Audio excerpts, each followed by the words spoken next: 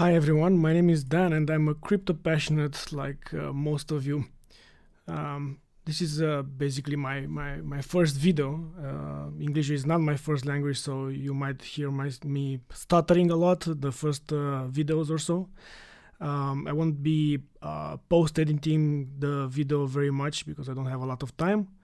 However, I'm really excited to be into this space, and my reason behind this is that it's a very new space. It's exciting. It's very dynamic, and it is inevitable from my perspective for crypto not to be a very big part of our future from now on. Also, I'm starting this channel because I'm very passionate and I'm spending a lot of time to educate myself and doing my own research into this field. I'm actually enjoying it a lot. I have a lot of sources that I check into it. I check into. I think that I actually love talking about it. I don't have a lot of friends or family that are very into this. I mean, most of the people are not taking this seriously, and I certainly like to share my vision here and why I think it will be a very big part of our future. Um, Other than that, um, I will also be giving you a few examples and show you basically a big part of my vision on this. I'm also learning what I'm doing this. Just to make a very few small intro on how I got here. Basically, I got here in December 2017. So basically, I FOMO'd in the top. So for the people that don't know what FOMO is, it's fear of missing out. So basically, I saw it explode, and I said I want to be a part of this. But of course, it was kind of too late in the market cycle. But I don't regret anything because I didn't go with everything I had. So I went in with something that I didn't care if I lost. Also, it was a very interesting experience in terms of I learned my lesson.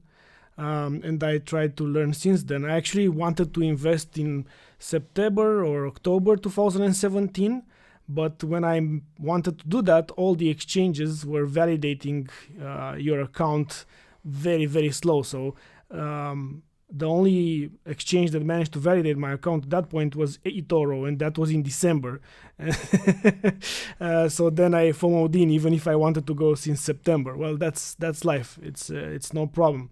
I learned from it, and certainly after doing a lot of research, especially in this part of the year, because I went silent for since 2017 December, since until the beginning of this year, if I think about it. I learned a lot, and it was funny if I think about what I did then. I mean, it's a very noob mistake, right? So definitely, I'm learning, and I don't have a success story now, so that should be clear from the beginning. So I think it will happen in the next market cycle. However, for now, I'm just trying to expose my view on this matter, and get as many people on board, because I think it's very important to be a part of this, right?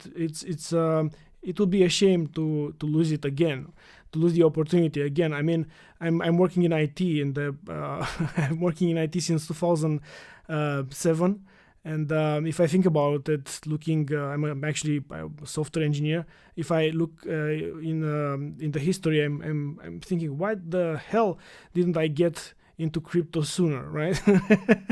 So it's a shame that I didn't, but I don't think it's actually too late. So what I wanted to start with basically is that whenever I talk to people, I've seen this. The problem that they're very dismissive. They don't know anything about it, right? They have no idea what it is, what the usage is, what the situation, the real situation, the market is. However, it's like, no, it's a scam. They say it from the beginning, it's like, no, it's impossible, it's a scam. I don't want to look into it, blah blah blah. So let's move forward. Okay, I think that. And basically another argument is that people tend to believe in fiat currencies, more than in other assets, especially crypto in this case, right? But they also think that fiat is real money, and they are safer with fiat. But as one of the guys that I'm subscribed to is saying, and actually that's a very very good point. If you only have fiat, basically you're invested in only one asset. So basically you have a risk from the beginning. And if you look at the history, at fiat money in general, all of the hundreds or thousands that existed throughout history all went down because it was created by people and they didn't manage to take care of them. So take care of the system itself. So basically they think that fiat is money. However, if you look at the definition of real money should retain the value over a long period of time. So fiat doesn't do that. By a long shot, it doesn't. I mean, if you look, for example, at the US dollar, and I'm gonna go here, it lost more than 93% since 1930s until now, 93%, right? So that's a very interesting example, because if you think about it, it's in a hidden tax basically. This is how the value of money is redistributed in the world without you noticing, because it happens to a longer period of time. If you're lucky, because if you have hyperinflation, it won't be a long period of time. It will be happening overnight, and you'll have to carry the money with carriages to buy bread or something like that. Hopefully, you won't need to go through that. But in economies like this, basically, it seems that it takes a lot of time, and it's chipping out slowly but surely from your income. So if you are trying to put money aside for a long period of time and without investing it in anything, that's an actually very bad idea, because after 10 years or 20 years, if you have $10,000 or $20,000, your value or the items that you can buy with the same money will be much less than when you started to do that, right? So another thing that I've seen and as an argument basically is that if you want to go in investment, just go into S&P 500 and it's much safer. Look at the graph. I mean, look how steep it is upside, right? And if you look at it, it is impressive. It is impressive because if you look at it like this, it's actually showing that it went up by a lot in the last decades, right? But if you but something didn't click in my mind. I was thinking, okay, it did go up a lot, but something is not right. So basically, you need to actually search for an inflation adjusted graph to show this. So look at this one. This is another thing here that you need to take into consideration. Okay, it did go up. It covers a part of the inflation and moves even further up. However, it's not as spectacular as before, because imagine going in here, right? It's in 73. You had to wait until 87 to get your money back. That's a long period of time, right? Also, if you think about it, basically, an interesting idea is to look at the S&P 500 compared to gold, because gold during time actually went more than retaining the value, actually went up more than just covering the inflation. So look at gold, which is actually real money, according to the definition at least, and to history, because gold is been considered as money and used as money since thousands of years ago. So look at the S&P 500 in gold, right? So it was the boom in 2000s, and then it went down, and it never recovered since then, right? And also look at real estate values in gold ratio. So in 1971, if you wanted to buy a house, you had to spend around 683 ounces of gold in medium. It's as average, basically.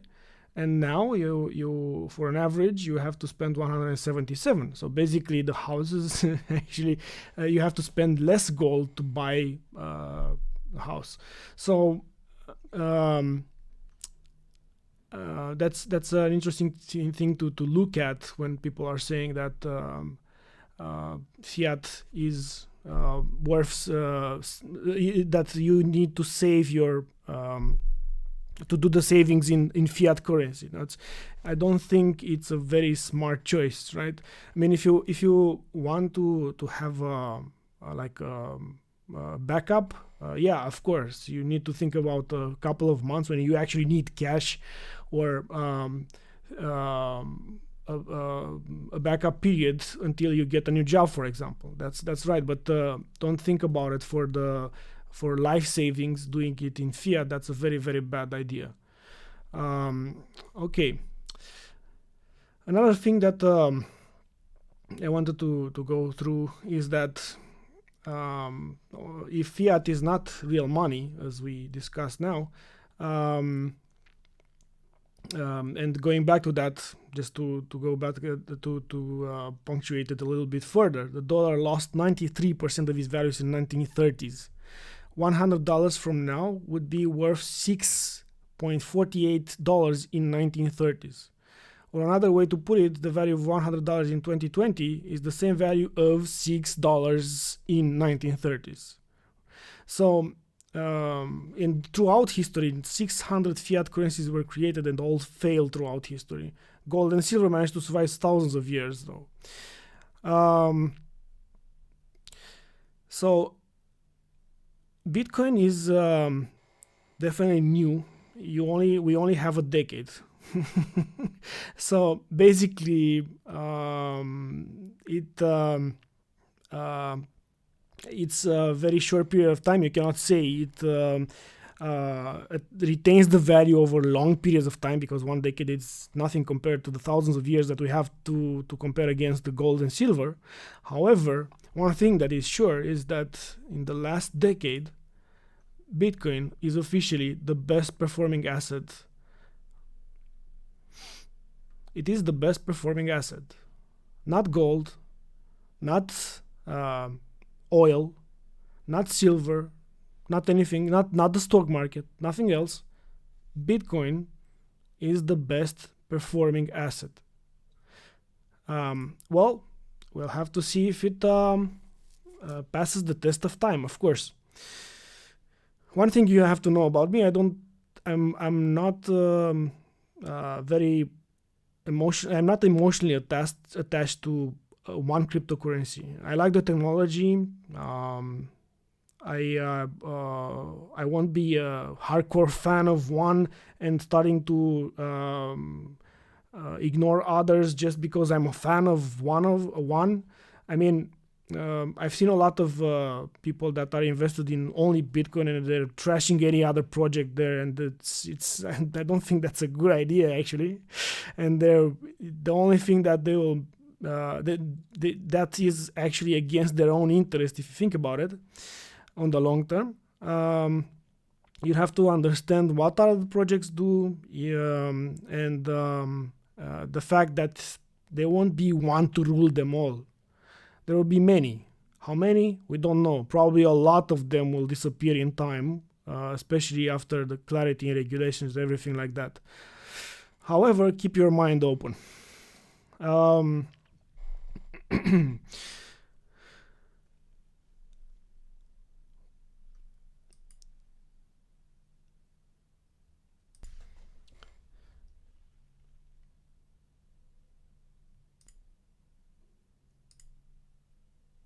Okay, so sorry for the pause.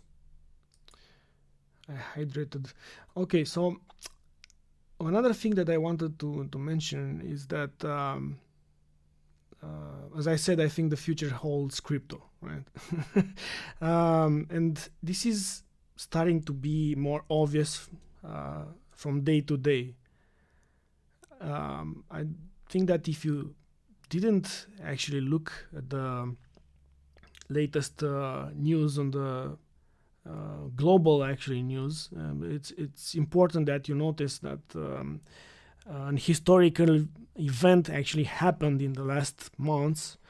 The United States gave permissions to banks to keep custody of cryptocurrency. I mean, that should be named Crypto Day, right? I mean, that's very clear. From this point on, it's just a matter of when, not if. It will happen. I mean, crypto will rise again. It will happen with market cycles and everything. But this is the start of cryptocurrency adoption, and we also have the first crypto bank approved. Kraken will be the first crypto exchange that received the banking license. This is it. From now on, is just a matter of when. You have to get on board with this. You have to understand this and accept it. Stay with an open mind. Also, this being said, I wanted to give you a few advices on how to get into this and not repeat some of the mistakes that a lot of people are doing, including myself at the beginning. So the first thing you have to do is don't buy high and sell low. This is a very common issue, and this is basically how a lot of people lose a lot of money. Try not to FOMO in. Don't do that. So I did buy high, but not a lot. But after that, I didn't sell. I just kept it there, and I had a mini strategy in my head, and that's something also that you have to keep in mind. I mean, don't change your strategy. Have a small strategy, at least something. Even if it's not a very complex strategy, just have some guidelines you have before you're doing this. Why am I doing this? What is the timeline I'm looking at? Don't change the strategy based on your emotions. Before you buy, do your own research. Don't buy something that you don't understand, or just because of the price. Look what the project behind it does. Look at the fundamentals of that project. Look at the investors. Look at the market adoption. Look at the community. The community is very important. What is the market cap? Because a lot of people go inside when they FOMO in, they go and say they see the Bitcoin is priced at more than $10,000 or $20,000, and say, okay, this is expensive. I don't want to buy a fraction of a Bitcoin. And then they're looking after that, and they saw XRP at $1 or $2, $3. I was like, yeah, I can buy a couple of hundreds of these. Maybe it can go to 10,000 as well. Why not, right? Look at the market cap. Look at the total number of coins existing on the market, etc. So you have to understand some basic things about the project and the fundamentals behind it. Don't just buy in based on just some numbers you see on the screen without understanding them.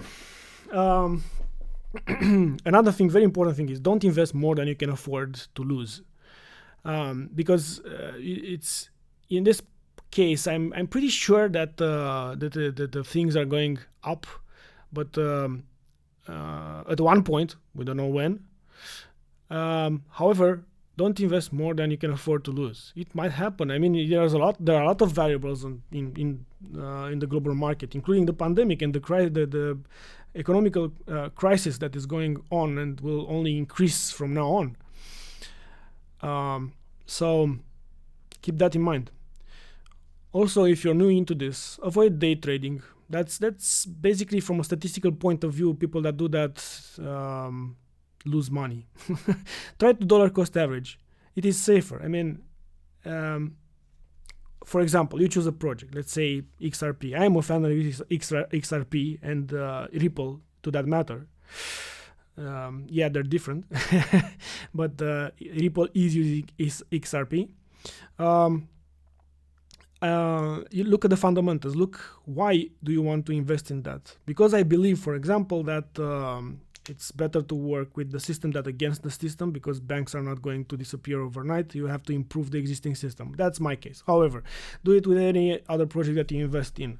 Look at the fundamentals. Look at why you're investing into it. After that, let's say you think that the project has a tremendous amount of potential, and you invested when the price is very small.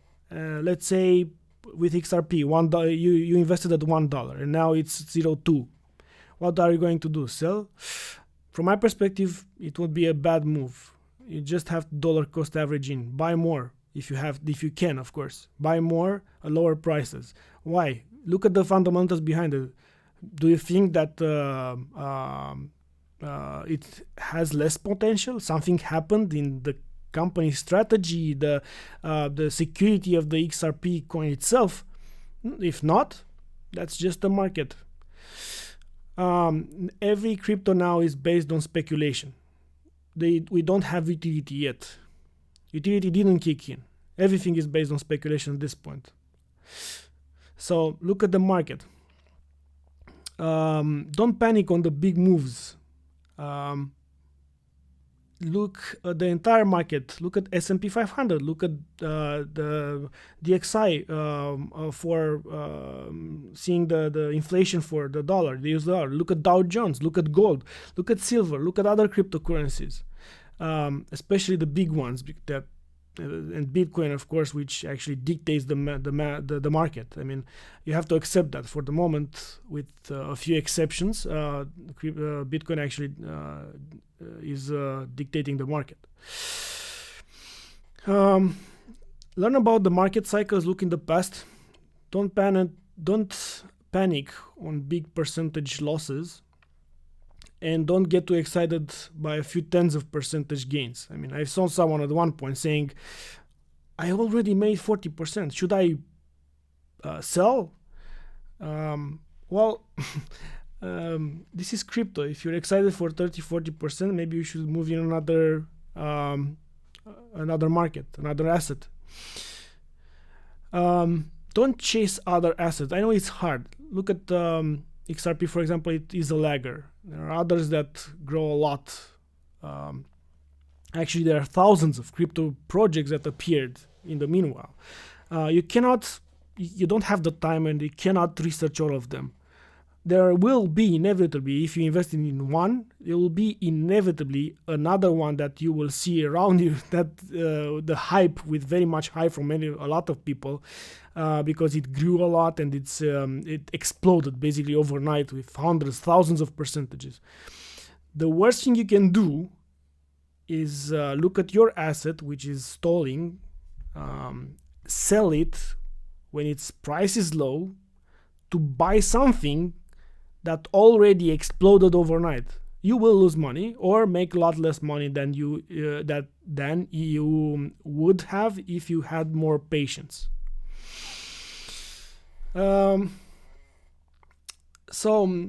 by the way, when I'm saying look at the other markets, you can use a lot of tools, but I'm basically looking at I'm looking at them on eToro. This is something that I'm playing around with here. I'm just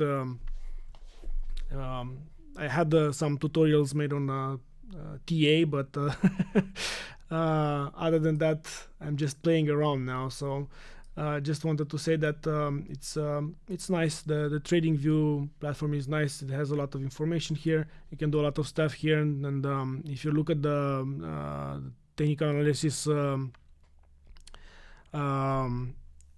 videos from other channels, of course you can try to check TradingView, because it's easy to understand and has a lot of information. When I've said that, you can look at other markets, and you can find them here as well. So this is the US dollar currency index, and what I'm saying when you're looking in other markets, I'm saying that, for example, you have a big drop in XRP, and you have, and I've seen a lot of cases like this. There's an article saying XRP is shit, it went down by 40%, it's gonna go to zero, blah blah blah, or any other type of asset here. Just don't forget to look at the surrounding context. First thing you need to look is in the crypto market itself. Did Bitcoin lose 40% or allow a big percentage? Something happened in the crypto market.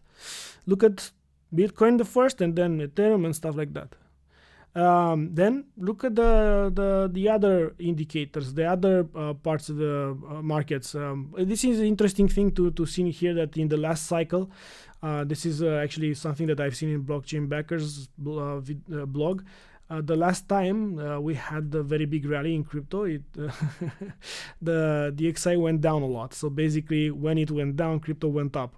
So look at these items here. Maybe this is going down. Maybe we'll see again something like this soon in crypto going up.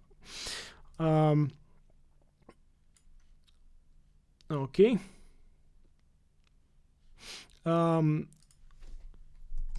S&P 500 here, you can find them here as well.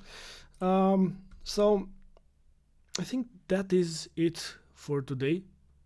I have I have a lot of other things that I can talk about, and certainly this channel might evolve depending on my time and of course the number of people that are engaging in time, if they find value in this or not. But thank you very much for watching, and until next time, goodbye.